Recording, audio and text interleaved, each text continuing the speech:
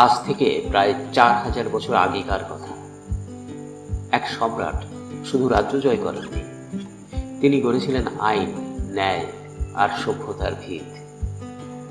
তিনি হামুরাবি, মেসোপটেমিয়ার ইতিহাসের উজ্জ্বল নক্ষত্র, যার প্রণীত আইন আজও ইতিহাসে অমর হয়ে আছে। হামুরাবি 1810 খ্রিস্টপূর্বাব্দে জন্মগ্রহণ করেন। তিনি ছিলেন ব্যাবিলনের আমুরাইট রাজবংশের ষষ্ঠ রাজা।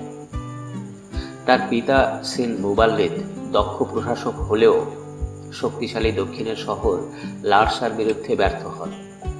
পরাজয়ের গ্লানি সহ্য করতে না পেরে তিনি সিংহাসন ত্যাগ করেন। এই সময় রাজত্ব পান তরুণ হামুরাবি। সিংহাসনে বসেই হামুরাবি রাজ্যকে পুনর্গঠনের কাজ শুরু করেন। প্রথমে প্রশাসন সাজালেন, শহরের দেওয়াল মজবুত করলেন, জনগণের প্রয়োজন মেটাতে উন্নত সেচ ব্যবস্থা এবং মন্দির নির্মাণ করলেন। এরপর তিনি দৃষ্টি দিলেন দক্ষিণের দিকে। এলামীয়দের আক্রমণ প্রতিহত করতে লারসার সাথে মিত্রতা করেন।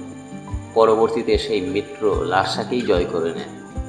এক এক করে উরুক, ইসিন, নিপ্পুর, লাগাস সহ পুরো দক্ষিণ মেসোপটেমিয়া চলে আসে তার শাসনে। এরপর তিনি উত্তর দিকে অগ্রসর হন।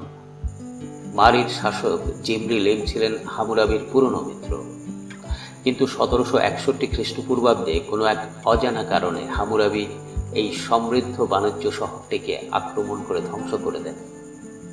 ইতিহাসবিদরা মনে করেন যে ব্যাবিলনকে 1 নম্বর বানাতেই তিনি মারিকে নিশ্চিহ্ন করেন। যুদ্ধ জয়ের পাশাপাশি হামুরাবি সবচেয়ে বেশি বিখ্যাত তার আইন প্রণয়নের জন্য। এই হামুরাবি কোড ছিল প্রাচীন বিশ্বের অন্যতম কঠোর এবং সুসংগঠিত আইন। এই কোডে প্রায় 282টি ধারা, এবং যার মধ্যে কিছু ছিল এমন: মন্দির বা রাজকীয় সম্পত্তি চুরি করলে মৃত্যুদণ্ড, পলাতক দাস লুকালে মৃত্যুদণ্ড, ঋণের জন্য স্ত্রী বা সন্তানকে 3 বছর দাসত্বে রাখা যাবে। এই আইনগুলো পাথরে খোদাই করে স্থায়ী দলিলে রূপ দেওয়া হয়েছিল।